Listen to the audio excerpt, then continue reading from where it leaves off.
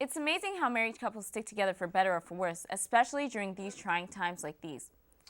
And if my girlfriend's watching, honey, I think we need to talk. With today's recession, many people are finding themselves frequently out of a job. With layoffs and cutbacks, everyone is trying to survive. Our next story by Chris Spatafora reports on the effects of the recession on two everyday people. Mapleview Electric is an electrical company located in Woodbridge, Ontario. During these hard times, this company is managing to stay afloat. Not yet. It will, but construction is always the last in terms of being hit with the recession, and is always the last to go back in when the economy takes a turn for the better. So we haven't seen any layoffs or anything like that just as yet. In Mississauga, we also do schools, which is it doesn't really get affected by the recession. We'll do hospital renovations and so on. So we target projects that are kind of recession-proof. In construction, normally it takes 6 months to a year in order to catch up to the construction side.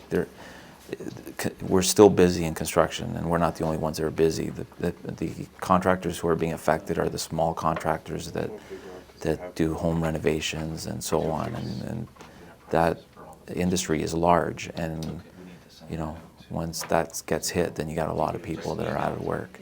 But in terms of infrastructure work, commercial work, even high-rise, which sales have been down, but there's a whole log back of buildings that have to go up still. So that's why we haven't been affected yet. However, not all companies are faring as well as Mapleview Electric. Cam Tool & Die has just filed for bankruptcy, which resulted in massive layoffs. The company once had a crew of over 300 people, but now is reduced to a skeleton crew of 20. Guy Pizzero was a quality supervisor at the Newmarket plant and has been laid off since November of 2008. This is what he has to say. We've been anticipating the collapse of the auto industry for quite some time. The writing was on the wall, I would say a good 3-4 years ago. The monster trucks, the big Dodge Rams and the F-150 and 350s, those were the kind of vehicles we were producing. And with gasoline prices the way they were going, and the economy and the costs, and those big ticket items and the expense that goes with them were first to go, right? And there's just so many vehicles. You're pumping out 300,000 units a year, right? There's got to be a saturation point. Right? The management that was in place was ineffective. We were producing parts that were costing us more to make than we were making.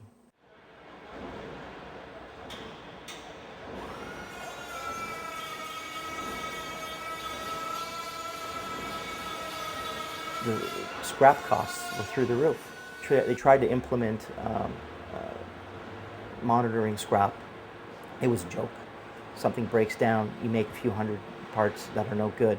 I go, well, a few hundred parts on a high tensile steel that costs you an arm and a leg to begin with. All of a sudden, what's your profit? On a coil of steel, you make, let's say you make 300 parts is your profit point. Right?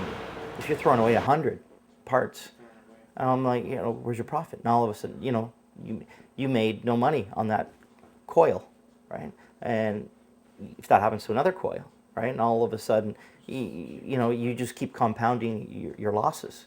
And if nobody monitors that, your company's running in the red. And it's a trickle effect, right? Because here's 300 guys that were working, and those 300 guys were buying a sandwich at this guy's place, were buying a couple of pops at this convenience store. They were going to after work, going to buy 6 or 7 beers here, whatever. So there was a little sub-economy going on here, right?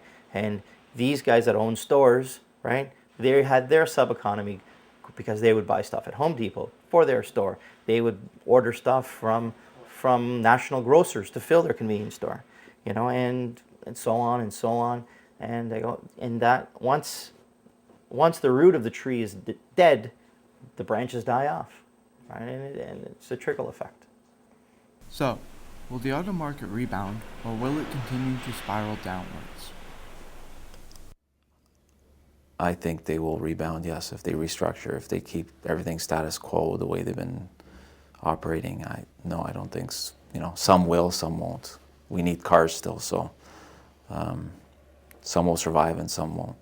It has been said that if your business is able to survive a recession, it will be stronger and able to survive anything. The only benefit I see is the resiliency that the companies have to survive. So if you can survive during a recession, I don't think it really means that you'll be stronger. You'll just be more resilient and you'll be more experienced into these types of situations. So will it be stronger? Possibly, but it just means that you'll be more united and more resilient, more experienced. While there are many people sitting at home unemployed, Guide to Zero is showing that there is more you can do than just sitting at home, and the choices you make will affect the future. My own scenario again would be if I invest the money into a program and change my profession right around, or not my profession, but my skill set into a medical background, because I would have to go for 2 or 3 years in order to maintain an entry-level position in a quality position in the medical profession. Then it's, you're looking at possibly 3 years of no money coming in, right? So we'll have to position ourselves to, cut some costs and, tighten the belt and see where we will need to go if that's the route we're going to take. My decision doesn't only affect me, it affects my family, my wife, my kids, my parents. It affects, it affects everyone around me, right? And then when you compound that with the 10, 20 guys on my street, because that's the funny thing, what I see in this recession is that 5 years ago, I didn't really see many cars during the day at home. Now that I'm home, I see so many cars at home, and I see my neighbors, right?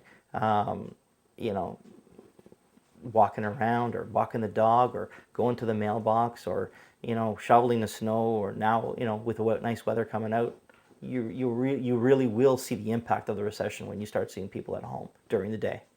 Right? We don't know what lies ahead, but with about 10% unemployment in Canada alone, like the dark before the dawn, things may get worse before they get better. For the Journal, this is Chris Spadafora.